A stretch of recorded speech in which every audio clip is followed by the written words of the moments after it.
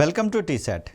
General studies పాఠ్యాంశాలలో భాగంగా science and టెక్నాలజీకి సంబంధించినటువంటి అంశాలు చూస్తూ ఉన్నాం. ఈ వీడియోలో మనము శక్తి వనరులలో భాగంగా ఇతర కీలకమైనటువంటి పునరుత్పాదక ఇంధన వనరుల గురించి తెలుసుకునే ప్రయత్నం చేద్దాం. గత వీడియోలో మనము సౌరశక్తికి సంబంధించి అదేవిధంగా పవనశక్తికి సంబంధించినటువంటి అంశాలు గమనించాం.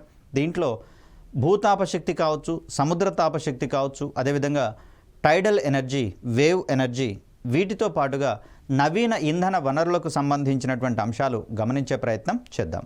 ఇక్కడ భూతాపశక్తి, దీన్ని మనం జియోథర్మల్ ఎనర్జీగా మనం చెప్తాం. ఇక్కడ ప్రకృతిలో అన్ని శక్తి వనరులు అనేవి సౌరశక్తి మీదనే ప్రత్యక్షంగానో పరోక్షంగానో ఆధారపడుతున్నటువంటి పరిస్థితి.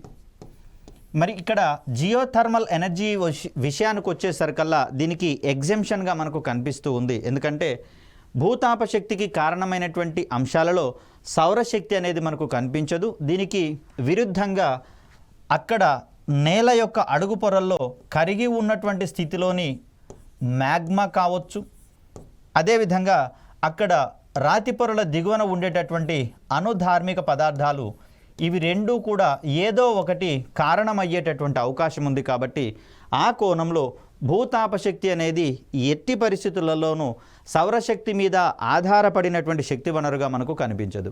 పవనశక్తి విషయానికి వచ్చేసరికల్లా భూమి మీద ఒక ప్రాంతంలో సూర్యుడి నుంచి ఉష్ణశక్తిని గ్రహించినటువంటి భూమి వేడెక్కడం మనం చూస్తాం. ఆ సందర్భంలో భూమిని ఆనుకొని ఉన్నటువంటి పవనాలు కూడా వేడెక్కడము, వీటితో వాటి యొక్క సాంద్రత తక్కువై అవి పైకి వెళ్ళడం అనేది మనందరికీ తెలిసిందే. మరి ఈ సందర్భంలో అక్కడ ఏర్పడినటువంటి అల్పపీడన ప్రాంతం ఏదైతే ఉందో ఈ ప్రాంతంలోకి ఇరువైపుల నుంచి గాలి అమితమైనటువంటి వేగంతో దూసుకొని వస్తుంది. కాబట్టి ఈ గాలులకు, అంటే ప్రవహించేటటువంటి గాలులకు ఉండేటటువంటి వేగాన్ని ఆధారంగా చేసుకొని విండ్ టర్బైన్స్ వంటి వాటి ద్వారా మనం విద్యుత్ ఉత్పత్తిని చేస్తూ ఉన్నాం. కాబట్టి మరి ఆ సందర్భంలో ఇక్కడ సౌరశక్తి మీద నేరుగా ఆధారపడినటువంటి శక్తి వనరుగా మనకు పవనశక్తి అనేది కనిపిస్తూ ఉంది. అదేవిధంగా ఇక్కడ మనకు ఓషానిక్ థర్మల్ ఎనర్జీ కావచ్చు, వేవ్ ఎనర్జీ కావచ్చు, టైడల్ ఎనర్జీ, వీటి మీద కూడా సూర్యుడి యొక్క ప్రభావము, ఇంపాక్ట్ అనేది నేరుగా ఉన్నటువంటి పరిస్థితిని మనం చూస్తూ ఉన్నాం. కానీ దానికి ప్రత్యామ్నాయంగా, దానికి విరుద్ధమైనటువంటి అంశంగా మనము భూతాపశక్తిని చూస్తూ ఉన్నాం.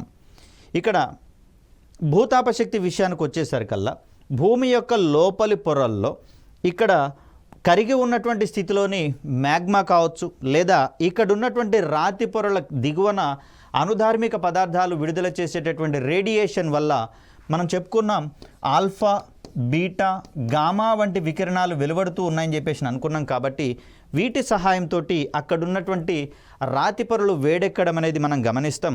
మరి అలాంటి స్థితిలో మ్యాగ్మా వల్ల వేడెక్కినటువంటి నీరు కావచ్చు, లేదా అక్కడ అణుధార్మిక పదార్థాల వల్ల వేడెక్కినటువంటి రాతి పొరలు కావచ్చు, వీటి వరకు చల్లటి నీటిని పంపు చేసేటటువంటి ప్రయత్నం చేస్తారు.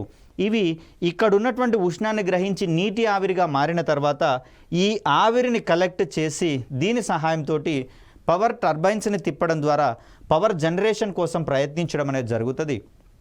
మరి ఈ సందర్భంలో చల్లబడినటువంటి నీటిని తిరిగి మళ్ళీ భూమి యొక్క లోపల పొరల కంటే భూతాపశక్తి అందుబాటులో ఉన్నటువంటి ప్రాంతాలకు పంపించి తిరిగి వీటిని వేడెక్కించి ఈ నీటి ఆవిరిని కలెక్ట్ చేసి పవర్ జనరేషన్ కోసం ఉపయోగించేటటువంటి సాంకేతికతగా దీన్ని మనం చూస్తాం. ఇలాంటి శక్తిని మనము జియోథర్మల్ ఎనర్జీగా పేర్కొంటూ ఉన్నాం. మనకు భారతదేశంలో కూడా హిమాలయ పర్వత సానువుల వద్ద సహజంగానే ఇలాంటి నీరు అనేది, అంటే భూతాపశక్తి ద్వారా వేడెక్కినటువంటి నీరు వేడి నీటి బుగ్గల రూపంలో భూమి యొక్క ఉపరితలానికి వస్తున్నట్లుగా మనం చూస్తూ ఉన్నాం. వీటిని మనము హాట్ స్ప్రింగ్స్గా మనం చెప్తూ ఉన్నాం. మరి ఈ వేడి నీటి బుగ్గల్లో ఉన్నటువంటి వేడి నీటిలో స్నానం కనుక చేసినట్లయితే కొన్ని రకాలైనటువంటి రోగాలు కూడా నయమవుతున్నట్లుగా భక్తులు విశ్వసిస్తూ ఉన్నారు. అక్కడ చార్ధామ్ యాత్రకు, కేదార్నాథ్ యాత్రకు వెళ్ళేటటువంటి భక్తులు ఇలాంటి ఎక్స్పీరియన్సెస్ పొందడం అనేది జరుగుతుంది. భారతదేశంలో తెలంగాణలో ఖమ్మం వంటి ప్రాంతాలలో కూడా మనకు ఈ హాట్ స్ప్రింగ్స్ అనేవి కనిపిస్తూ ఉన్నాయి. సహజంగానే అక్కడ భూతాపశక్తి అనేది దాని ద్వారా నీరు వేడెక్కి సహజంగానే ఇవి భూమి యొక్క ఉపరితలానికి వచ్చేటటువంటి ప్రయత్నం చేస్తూ ఉంటాయి. మరి వీటిని మానవ అవసరాల కోసం ఉపయోగించేటటువంటి ప్రయత్నం చేస్తూ ఉన్నాం. ప్రకృతిలోని ప్రతి శక్తి వనరుకు ప్రత్యక్షంగా పరోక్షంగా ఆధారభూతమైనది సౌరశక్తి కాగా, భూతాప శక్తికి ప్రధాన ఆధారంగా అనుధార్మికత లేదా కరిగిన స్థితిలోని మ్యాగ్మా అనేటటువంటిది కారణమవుతూ ఉంది. భూమి యొక్క లోపలి పొరలో నిక్షిప్తమైనటువంటి అనుధార్మిక మూలకాలు వెదజల్లే వికిరణాల వలన అక్కడి రాతి పొరలు వేడెక్కడం అనేది మనం గమనిస్తూ ఉన్నాం. ఈ వేడెక్కిన రాతి పొరల వరకు డ్రిల్లింగ్ చేసి నీటిని పంపించి ఆ నీటిని ఆవిరిగా మార్చి దానిని ఉపరితలానికి తీసుకొచ్చి అక్కడ టర్బైన్లను తిప్పడం ద్వారా విద్యుత్ ఉత్పాదన చేయడం అనేది జరుగుతుంది. భూతాప శక్తి నుంచి విద్యుత్ ఉత్పత్తి చేసేటటువంటి క్రమంలో మనకు డ్రై స్టీమ్ పవర్ స్టేషన్స్ అని, ఫ్లాష్ స్టీమ్ పవర్ స్టేషన్స్ అని, బైనరీ సైకిల్ పవర్ స్టేషన్స్ అనేటటువంటి సాంకేతిక పరిజ్ఞానాలని ఇప్పటికే అందుబాటులోకి తీసుకొని రావడం జరిగింది. వీటి సహాయంతో తక్కువ మొత్తంలోనే మనం విద్యుత్ ఉత్పత్తిని చేస్తూ ఉన్నాం. ఎందుకంటే ఆశించిన పరిమాణంలో నీటి ఆవిరి, వెలువడినటువంటి నీటి ఆవిరి అనేది పవర్ టర్బైన్స్ని తిప్పేటటువంటి అవకాశాలు లేవు. కాబట్టి ఇలా వచ్చేటటువంటి విద్యుత్ ఉత్పత్తి యొక్క పరిమాణం చాలా తక్కువగా ఉన్నట్లుగా మనం గమనించవచ్చు. ఇక మరొక పునరుత్పాదక ఇంధన వనరుగా మనకు సముద్ర తాపశక్తి అనేది కనిపిస్తుంది. ఓషియానిక్ థర్మల్ ఎనర్జీ అంటున్నాం. ఇది కూడా నేరుగా సముద్ర తాపశక్తి కూడా నేరుగా సౌరశక్తి మీద ఆధారపడేటటువంటి శక్తి వనరుగా మనకు కనిపిస్తూ ఉంది. ఏంటి అంటే ఇక్కడ సూర్యుడి నుంచి వచ్చేటటువంటి ఉష్ణరాశి వలన ఈ సముద్ర జలాలు వేడెక్కడం అనేది మనం గమనించవచ్చు. ముఖ్యంగా చూస్తే ఉపరితలాల్లో ఉన్నటువంటి నీరు అధికంగా సూర్యరశ్మిని గ్రహించడం వల్ల ఎక్కువగా వేడెక్కేటటువంటి సందర్భాలు మనం చూస్తూ ఉన్నాం. ఇక్కడ సౌరశక్తి అనేది సముద్రపు నీటి యొక్క లోపలి పొరల్లో కనుక ప్రయాణించేటటువంటి క్రమంలో దాని యొక్క వెలుతురు మరియు వేడి అనేది మందగించేటటువంటి క్రమాన్ని మనం చూస్తాం. ఆ సందర్భంలో అధిక వేడిని గ్రహించినటువంటి ఉపరితల పొరలు అధికంగా వేడెక్కుతూ ఉండగా లోపలి పొరల్లోకి వెళ్ళేటటువంటి క్రమంలో ఈ సౌరశక్తి యొక్క పరిమాణం క్రమక్రమంగా తగ్గుతున్నటువంటి పరిస్థితులలో లోపలి పొరలు తక్కువ మొత్తంలో వేడెక్కడం అనేది మనం గమనిస్తూ ఉన్నాం. ఈ సందర్భంలో చూస్తే ఉపరితలం యొక్క నీరు అనేది అధికంగా వేడెక్కుతుంది. లోపలి పొరల్లో ఉన్నటువంటి నీరు తక్కువ వేడిని గ్రహిస్తూ ఉంది. కాబట్టి మోస్ట్ ప్రాబబ్లీ ఇది చల్లగా ఉండేటటువంటి అవకాశం ఉంది. కాబట్టి ఈ అధిక ఉష్ణోగ్రత వ్యత్యాసాలు ఉన్నటువంటి పరిస్థితులలో ఈ టెంపరేచర్ డిఫరెన్సెస్ ఆధారంగా మనము పవర్ జనరేట్ చేసేటటువంటి ప్రయత్నం చేస్తాం. తద్వారా స్వల్ప పరిమాణంలో ఉన్నటువంటి ఉష్ణోగ్రతలను కూడా గ్రహించి ఆవిరిగా మారగలిగేటటువంటి ద్రవ పదార్థాలను ఉపయోగించి ఆ ఆవిరికి ఉండేటటువంటి శక్తి ద్వారా టర్బైన్లను తిప్పడము, దానికి అనుసంధానమైనటువంటి జనరేటర్ ద్వారా విద్యుత్తును ఉత్పత్తి చేయడము, ఇలాంటి పరిస్థితులలో మనము ఈ సముద్ర తాపశక్తిని విద్యుత్ ఉత్పత్తికి ఉపయోగించేటటువంటి కోణాన్ని మనం చూడవచ్చు. వీటితో పాటుగా దాని లోపలంటే సముద్ర తాపశక్తిని మరికొన్ని రకాలుగా ఉపయోగించేటటువంటి సాంకేతికతల మీద పరిశోధన జరుగుతున్నటువంటి పరిస్థితులు మనం చూడవచ్చు. సముద్రపు నీటిలో సౌరశక్తి కొంత లోతు వరకే చొచ్చుకొని పోయేటటువంటి అవకాశం అనేది ఉంది. ఫలితంగా సముద్ర ఉపరితలంపై ఉండేటటువంటి నీటికి సముద్రపు దిగువ పొరలో ఉండేటటువంటి నీటికి మధ్య ఉష్ణోగ్రత వ్యత్యాసం అనేది ఏర్పడుతుంది. ఈ ఉష్ణోగ్రత వ్యత్యాసం ఆధారంగా విద్యుత్ శక్తిని ఉత్పత్తి చేసేటటువంటి సాంకేతిక పరిజ్ఞానం ప్రస్తుతం అభివృద్ధి పరచబడినట్లుగా మనం చూస్తాం. అయితే ఇక్కడ సముద్రంలోని అన్ని ప్రాంతాలలో కూడా సముద్ర తాపశక్తిని ఇక్కడ విద్యుత్ ఉత్పత్తికి ఉపయోగించేటటువంటి సాంకేతికతలు అనేవి ఉపయోగం అనేది అనుకూలంగా లేవు. కాబట్టి దీంట్లో కూడా ఆశించినంత మేరకు పురోగతి అనేది కనిపించడం లేదు. ఎక్కువ పరిమాణంలో విద్యుత్ ఉత్పత్తి అనేది సముద్ర తాపశక్తి ఆధారంగా జరగడం లేదనేటటువంటి అంశాన్ని గమనించాలి. సో దీని తర్వాత మనం మాట్లాడుకోవాల్సింది టైడల్ ఎనర్జీ. అంటే సముద్రంలో పోటు మరియు పాటు, వీటినే మనము హై టైడ్ మరియు లో టైడ్ అనేటటువంటి కాన్సెప్ట్లుగా మనం చెప్తాం. హై టైడ్, లో టైడ్. సో ఇలాంటి సందర్భాలలో సముద్రం యొక్క మట్టంలో అమాంతం మార్పులు వచ్చేటటువంటి అవకాశం ఉంది. ఈ సందర్భాలు సాధారణంగా పౌర్ణమి మరియు అమావాస్య రోజులలో గరిష్టంగా ఉండేటటువంటి అవకాశం ఉంది. సో ఆ సందర్భంలో సముద్రంలో ఏర్పడేటటువంటి అల్లకల్లోలాల వల్ల ఇబ్బందులు ఎదురవుతాయి. కాబట్టి జాలర్లను ఈ సమయాల్లో సముద్రంలోకి వేటకు వెళ్ళొద్దని చెప్పేసి చెప్పడం జరుగుతుంది. సపోజ్ హై టైడ్ వచ్చినటువంటి సందర్భంలో సముద్రం యొక్క నీటి మట్టం పెరిగేటటువంటి అవకాశం ఉంది. కాబట్టి ఇక్కడ సముద్రం యొక్క తీర ప్రాంతాల దగ్గర టైడల్ రిజర్వాయర్స్ని కన్స్ట్రక్షన్ చేసే ప్రయత్నం చేస్తారు. టైడల్ రిజర్వాయర్స్ని కన్స్ట్రక్షన్ చేసినప్పుడు ఇక్కడ సముద్రం యొక్క నీటి మట్టము ఎక్కువగా ఉన్నటువంటి పరిస్థితులలో టైడల్ రిజర్వాయర్లో నీటి యొక్క మట్టం తక్కువగా ఉంటుంది. కాబట్టి ఈ టైడల్ రిజర్వాయర్ దగ్గర ఏర్పాటు చేసినటువంటి స్లూయిజ్ గేట్లను గుండా సముద్రం నుంచి నీరు అనేది ఈ టైడల్ రిజర్వాయర్లోకి ఎంటర్ అవుతూ ఉంటుంది. మరి అలాంటి సందర్భంలో సముద్రపు నీటికి ఉన్నటువంటి యాంత్రిక శక్తి వల్ల ఈ టర్బైన్ అనేది తిరగడం ప్రారంభమవుతుంది.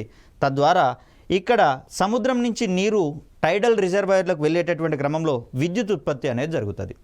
ఇక లో టైడ్ ఏర్పడినటువంటి సందర్భంలో ఇక్కడ టైడల్ రిజర్వాయర్లో నీటి మట్టం అధికంగా ఉంటుంది, సముద్రంలో నీటి మట్టం అనేది తక్కువగా ఉంటుంది. కాబట్టి ఈ సందర్భంలో టైడల్ రిజర్వాయర్ నుంచి వాటర్ సముద్రంలోకి వెళ్ళేటటువంటి క్రమాన్ని మనం చూస్తాం. తిరిగి ఏర్పాటు చేసినటువంటి స్లూయిస్ గేట్ల గుండా ఈ వాటర్ అనేది సముద్రంలోకి ప్రవహిస్తూ ఉంది. కాబట్టి ఈ సందర్భంలో తిరిగి టర్బైన్లను తిప్పుతూ ఉండడం ద్వారా ఇక్కడ తిరిగి విద్యుత్ ఉత్పత్తి అనేది జరుగుతూ ఉంది. అలా హై టైడ్ సమయంలో మరియు లో టైడ్ సమయంలో ఈ టైడల్ రిజర్వాయర్ మరియు సముద్రాల్లో ఉండేటటువంటి నీటి మట్టాలలోని వ్యత్యాసాలను ఆధారంగా చేసుకొని ఇక్కడ సముద్రపు నీటికి ఉండేటటువంటి యాంత్రిక శక్తిని ఆధారంగా చేసుకొని మనం టర్బైన్లను తిప్పడం ద్వారా విద్యుత్ శక్తిని ఉత్పత్తి చేసేటటువంటి ప్రయత్నం చేస్తూ ఉంటాం. అఫ్ కోర్స్ ఇక్కడ మరొక రకమైనటువంటి కాన్సెప్ట్గా ఒక భారీ టర్బైన్కి ఇక్కడ మనము తిరిగేటటువంటి టర్బైన్లను ఏర్పాటు చేస్తూ ఉన్నాం. ఒక భారీ ఇక్కడ టవర్కి ఇక్కడ ఈ టర్బైన్లను ఏర్పాటు చేసినప్పుడు ప్రవహించేటటువంటి నీరు ఈ టర్బైన్లను తిప్పేటటువంటి ప్రయత్నం చేస్తుంది. తద్వారా వెలువడేటటువంటి విద్యుత్తుని కలెక్ట్ చేసి గ్రిడ్కి అనుసంధానించడం ద్వారా దీనిని అవసరమైనటువంటి రంగాలు కావచ్చు, అవసరమైనటువంటి పరిశ్రమలు కావచ్చు ఉపయోగించుకునేటటువంటి ప్రయత్నం చేస్తాయి. సో ఇలా మనకు టైడల్ ఎనర్జీ అనేది ఉపయోగపడుతూ ఉంది. ముఖ్యంగా చూస్తే పౌర్ణమి మరియు అమావాస్య రోజులలో భూమి, సూర్యుడు మరియు చంద్రుల యొక్క ఈ గురుత్వాకర్షణ శక్తులలో ఉండేటటువంటి వ్యత్యాసాల ఆధారంగా సముద్రం యొక్క నీటి మట్టాలలో అమితమైనటువంటి వ్యత్యాసాలు అనేవి కనిపిస్తూ ఉంటాయి. మరి వాటిని మనం టైడ్స్ అనేటటువంటి పేర్లతో పిలుస్తూ ఉన్నాం. ఆ టైడల్ ఎనర్జీని మన యొక్క ప్రయోజనాల కోసము విద్యుత్ శక్తిగా మార్చుకొని ఉపయోగించుకునేటటువంటి సాంకేతికతగా మనకు టైడల్ ఎనర్జీ అనేది కనిపిస్తూ ఉంది. పోటుపాటుల సమయంలో సముద్ర మట్టంలో వచ్చేటటువంటి హెచ్చుతగ్గుల ఆధారంగా సముద్రపు నీటికి ఉండేటటువంటి యాంత్రిక శక్తిని విద్యుత్ శక్తిగా మార్చేటటువంటి పరిజ్ఞానం అభివృద్ధి పరచబడింది. సముద్ర తీర ప్రాంతాల్లో అన్ని అనుకూలతలు ఉన్న చోట టైడల్ రిజర్వాయర్లు నిర్మించి వాటిలో అమర్చబడినటువంటి టైడల్ జనరేటర్ల ద్వారా విద్యుత్ ఉత్పత్తి చేయడం అనేది ఇక్కడ మనం చూస్తూ ఉన్నాం. అయితే అన్ని తీర ప్రాంతాల్లోనూ దీనికి అనుకూలమైనటువంటి వాతావరణం లేకపోవడం వల్ల కేవలం కొన్ని ప్రాంతాల్లో మాత్రమే ఈ టైడల్ రిజర్వాయర్లను ఏర్పాటు చేయడం ద్వారా విద్యుత్ ఉత్పత్తికి ఉండేటటువంటి అవకాశాల కోసం ఇంకా అన్వేషించడం అనేది జరుగుతుంది. మోరోవర్ ఇక్కడ కన్సిస్టెంట్గా విద్యుత్ శక్తి ఉత్పత్తి అనేది జరగదు. కాబట్టి ఇక్కడ ప్రోడక్ట్ కాస్ట్ అనేది మనకు వచ్చేటటువంటి బెనిఫిట్స్ కంటే ఎక్కువగా ఉండేటటువంటి అవకాశం ఉంది. కాబట్టి సంబంధిత ప్రభుత్వాలు దీన్ని వినియోగించడం పట్ల పెద్దగా దృష్టి సారించినటువంటి అంశంగా దీన్ని మనం చూస్తాం. ఇక మరొక ముఖ్యమైనటువంటి కాన్సెప్ట్గా మనకు జీవ ఇంధనాలు, బయోఫ్యూయల్స్ అనేవి కనిపిస్తూ ఉన్నాయి. ఇక్కడ ఈ సముద్ర తాపశక్తి కావచ్చు, అదేవిధంగా భూతాపశక్తి, వీటికి సంబంధించినటువంటి అంశాలలో అన్కన్సిస్టెంటీ ఉన్నటువంటి పరిస్థితులలో మరి ఆ అన్కన్సిస్టెన్సీకి మించినటువంటి అవకాశాలు మనకు జీవ ఇంధనాల రంగంలో కనిపిస్తూ ఉన్నాయి. వీటిని మనం బయోఫ్యూయల్స్ అనేటటువంటి పేరుతోటి వ్యవహరిస్తూ ఉన్నాం. ఇక్కడ ప్రత్యక్షంగా మొక్కలపై లేదా పరోక్షంగా వ్యవసాయ, వాణిజ్య, గృహ మరియు పారిశ్రామిక వ్యర్థాల మీద పలు సూక్ష్మజీవుల యొక్క జీవక్రియల ఫలితంగా జీవ ఇంధనాలు తయారవుతున్నటువంటి అంశంగా దీన్ని మనం చూస్తాం. దీన్నే మనం బయో ఇథనాల్ అనేటటువంటి పేరుతోటి చెప్తాం. దీనికే మరొక పేరు ఇథైల్ ఆల్కహాల్గా దీన్ని మనం చెప్తాం. సో ఇది ఎలా ఏర్పడుతుంది అనేటటువంటి కోణంలో కొన్ని విషయాలు తెలుసుకునేటటువంటి ప్రయత్నం చేద్దాం.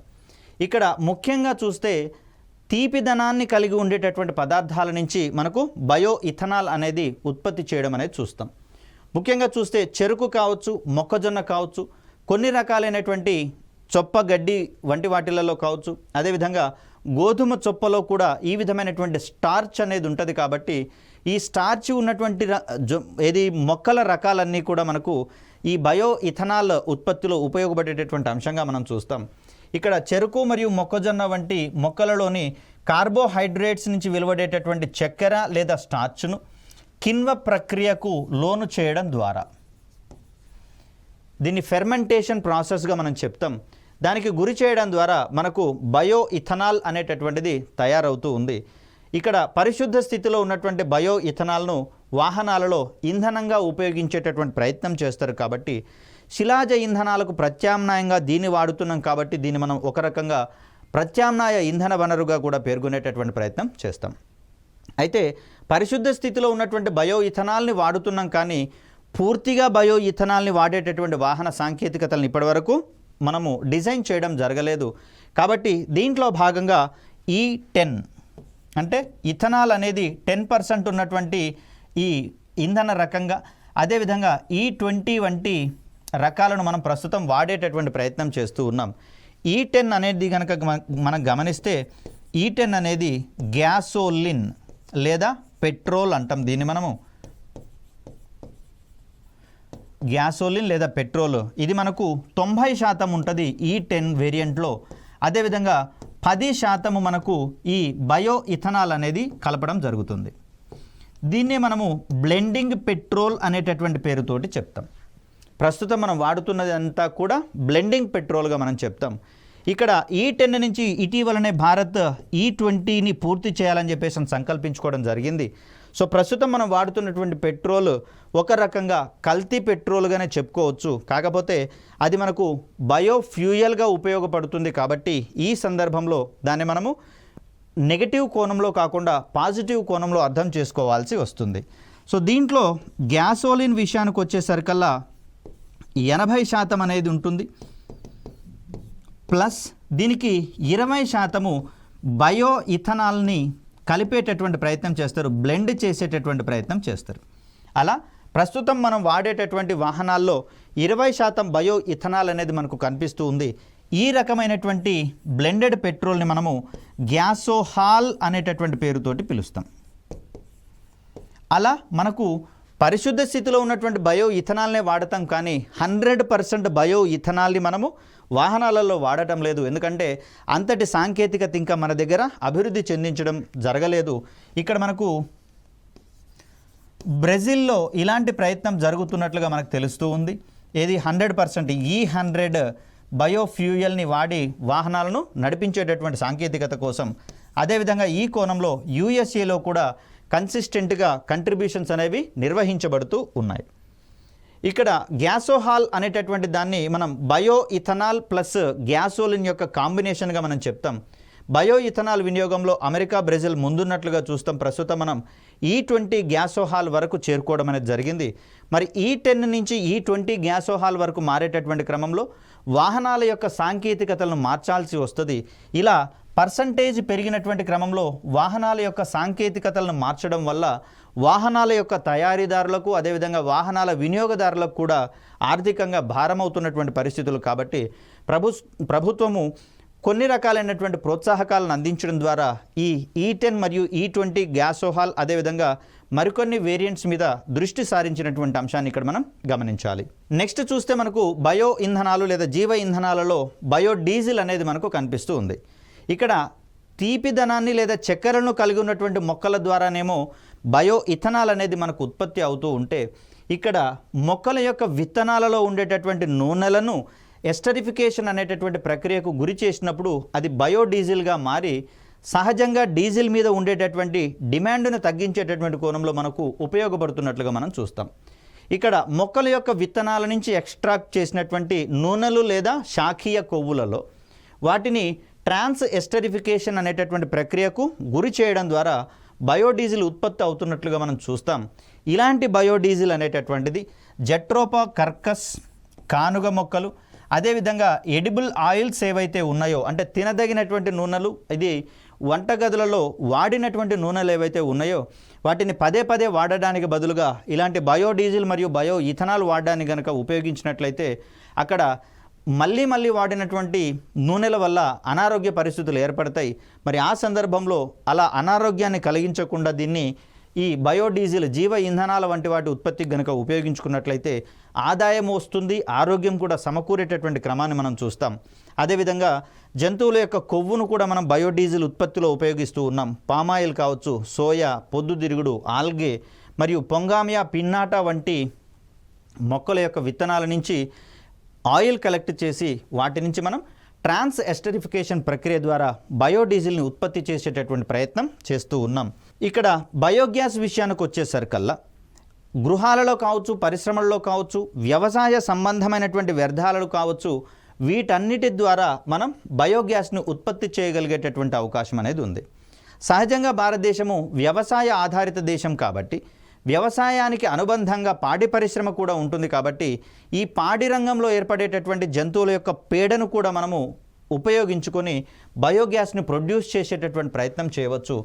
దీంట్లో ఉన్నటువంటి ప్రధానమైనటువంటి అనుఘటకంగా మనము మీథేన్ వాయువును పేర్కొంటాం. మీథేన్ వాయువును పేర్కొంటూ ఉంటాం. జీవ విచ్ఛిన్నం చెందగలిగేటటువంటి వ్యర్థ పదార్థాలు లేదా పంట ఉత్పత్తులపై ఎనరోబ్ వంటి సూక్ష్మజీవులు వాయురహిత పరిస్థితులలో అవి చేసుకునేటటువంటి జీవక్రియల ఫలితంగా బయోగ్యాస్ వెలువడుతున్నట్లుగా మనం ఇక్కడ గమనించవచ్చు.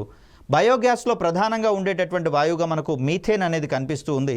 ఈ ప్రక్రియ వల్ల ఉప ఉత్పన్నంగా బై ప్రోడక్ట్గా బయోగ్యాస్తో పాటుగా జీవ ఎరువు బయో ఫెర్టిలైజర్ కూడా వెలువడేటటువంటి అవకాశం ఉంది. దీన్ని పంట పొలాలకు కనుక తరలించినట్లయితే మనకు ఆర్గానిక్ ఫార్మింగ్ అనేది పాసిబుల్ అవుతున్నట్లుగా మనం ఇక్కడ గమనించవచ్చు. ఇక్కడ ఒక చిన్న అంశం ఏంటి అంటే మనకు ముఖ్యంగా చూస్తే ఈ జీవ ఇంధనాలకు సంబంధించి మరి వీటి యొక్క వినియోగము పెంచితే మంచిదా తగ్గిస్తే మంచిదా అనేటటువంటి కోణంలో కూడా కొన్ని రకాలైనటువంటి అనుమానాలు వచ్చేటందుకు అవకాశం ఉంది. ఇంతకీ జీవ ఇంధనాల యొక్క ఉత్పత్తిని పెంచాలా తగ్గించాలనేటటువంటి కోణము ఆ దేశంలో లభ్యమవుతున్నటువంటి ఆహారపు గింజలు లేదా ధాన్యము వీటి మీద ఆధారపడి ఉండేటటువంటి అవకాశం ఉంది. ఒకవేళ మనము భారత్ లాంటి దేశాలలో జీవ ఇంధనాల యొక్క ఉత్పత్తిని కనుక పెంచుదామని చెప్పేసి అనుకున్నప్పుడు ఇక్కడ ఆహార పదార్థాల విషయంలో వాటిని అధిక మొత్తంలో వాడేటటువంటి అవకాశం ఉంది. కాబట్టి ఈ సందర్భంలో మనకు ఆహారపు ధాన్యాల కొరత, ఆహార భద్రతకు భంగం ఏర్పడేటందుకు అవకాశం ఉంది. ఆహార భద్రత, ఫుడ్ సెక్యూరిటీ అనేది తగ్గేటటువంటి అవకాశం ఉంది. కాబట్టి ఇప్పటి వరకు కూడా 2018 వరకు కూడా భారత ప్రభుత్వము ఈ జీవ ఇంధనాలను ఉత్పత్తి చేసేటటువంటి కోణంలో ఈ ఆహార ధాన్యాలను ఉపయోగించొద్దని చెప్పేసి నిర్దేశించుకోవడం జరిగింది. 2018 తర్వాత ఇక్కడ జీవ ఇంధనాలపై జాతీయ విధానం అనేటటువంటి దాంట్లో కొన్ని సవరణలు తీసుకొని వచ్చి ఎక్కడైతే మిగులు ఆహార ధాన్యాలు ఉంటున్నాయో ఆ మిగులు ఆహార ధాన్యాలను మనము జీవ ఇంధనాల ఉత్పత్తికి ఉపయోగించుకోవచ్చు అనేటటువంటి కోణంలో అవసరమైనటువంటి మార్గనిర్దేశకాలను విడుదల చేయడం అనేది జరిగింది. దీనితో పాటుగా మనకు చెరకు లాంటి పంటను సేకరించి మిల్లులకు పంపించిన తర్వాత ఈ పంటలలో ఉండేటటువంటి అవశేషాలు అంటే అక్కడ ఉండేటటువంటి మొక్కల యొక్క అవశేషాలు ఏవైతే ఉన్నాయో వీటిని కూడా ఉపయోగించుకొని మనము ఈ జీవ ఇంధనాలను ఉత్పత్తి చేయడానికి ఉపయోగించుకోవచ్చు అని చెప్పేసి వివరించడం జరిగింది. సో పంట అవశేషాల ద్వారా ఉత్పత్తి అయ్యేటటువంటి ఈ అవశేషాలు ఏవైతే ఉన్నాయో వీటిని మనము 2G అంటే సెకండ్ జనరేషన్ బయోఫ్యూయల్స్గా మనం పేర్కొంటూ ఉంటాం.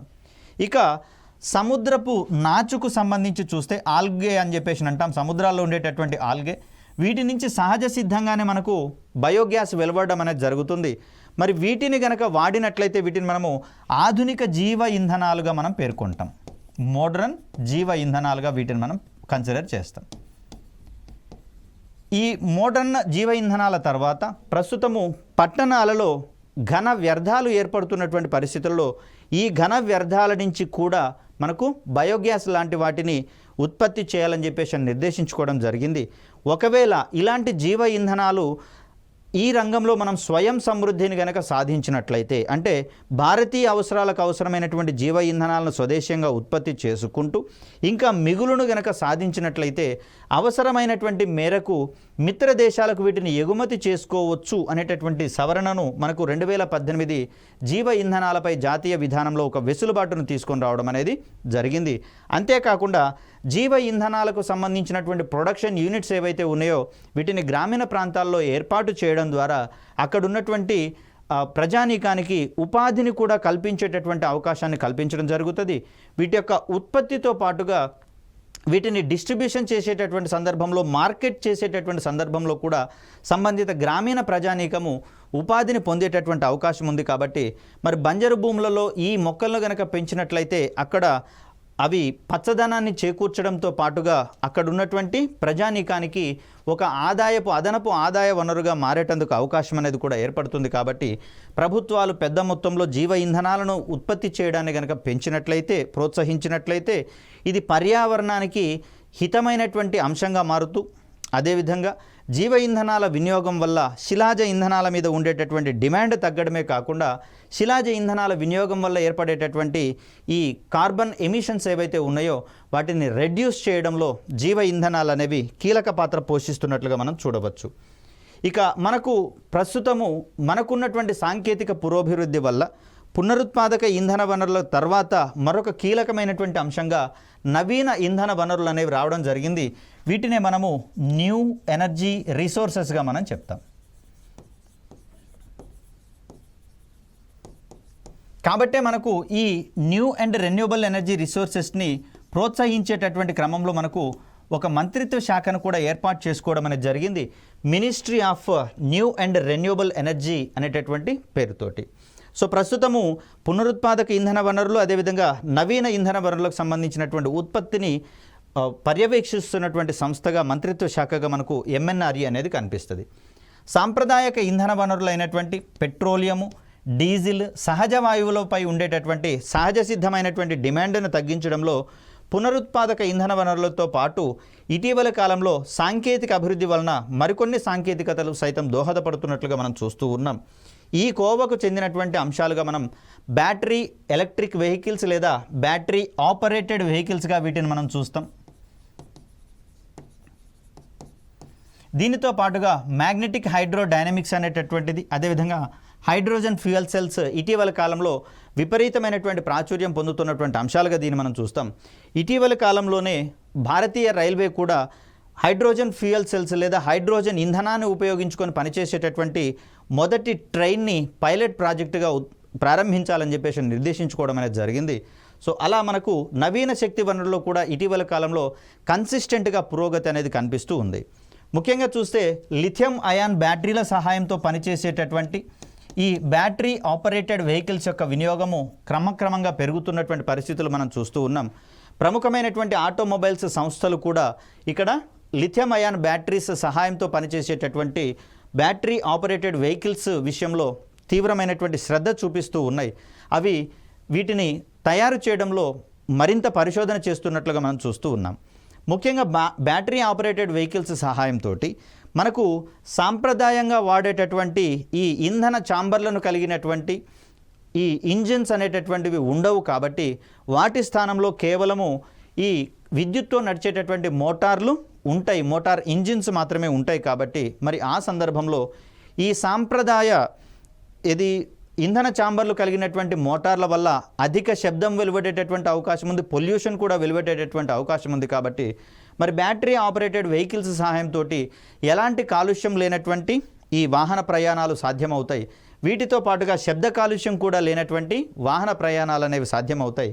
ఇక్కడ హైడ్రోజన్ ఫ్యూయల్ సెల్లులతో కూడా ఇదే రకమైనటువంటి సౌలభ్యం ఉంటూ ఉంది. కాబట్టి ఇక్కడ వాహనాల యొక్క బరువు కూడా అమాంతం తగ్గేటటువంటి అవకాశం ఉంది. కాబట్టి ఫ్యూయల్ ఎఫిషియన్సీ కూడా పెరిగేటటువంటి అవకాశం అనేది ఏర్పడుతుంది.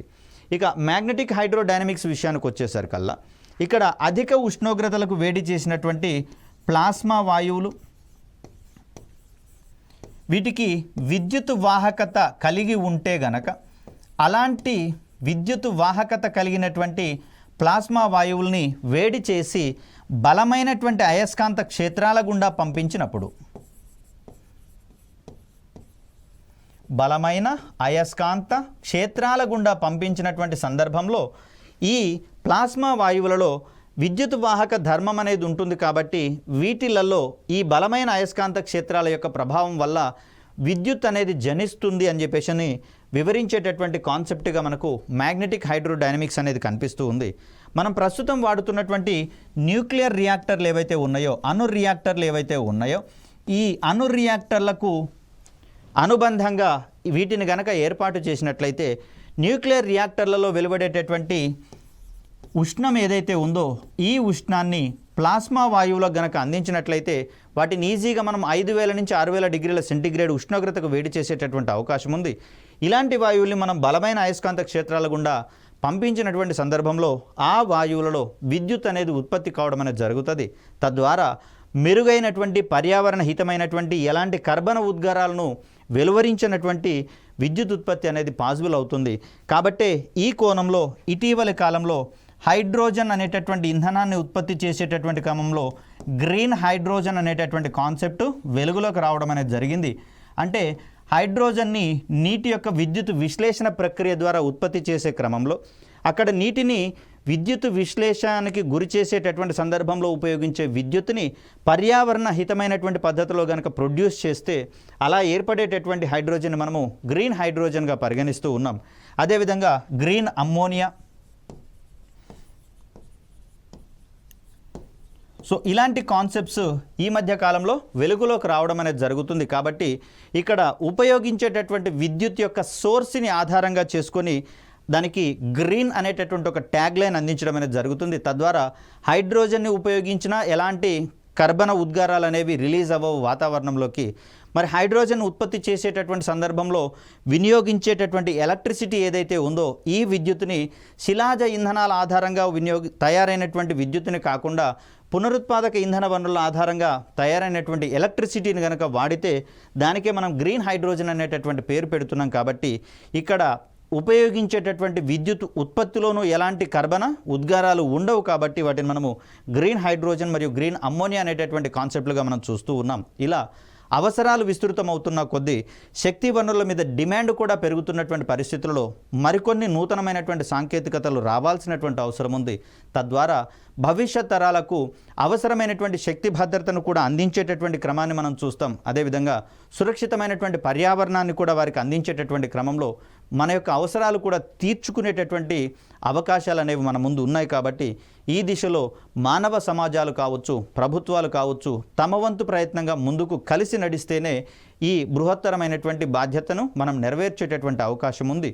ఈ కోణంలో మిగిలినటువంటి పాఠ్యాంశాలను రాబోయే వీడియోలో తెలుసుకునేటటువంటి ప్రయత్నం చేద్దాం. అప్పటి వరకు సెలవు. ధన్యవాదాలు.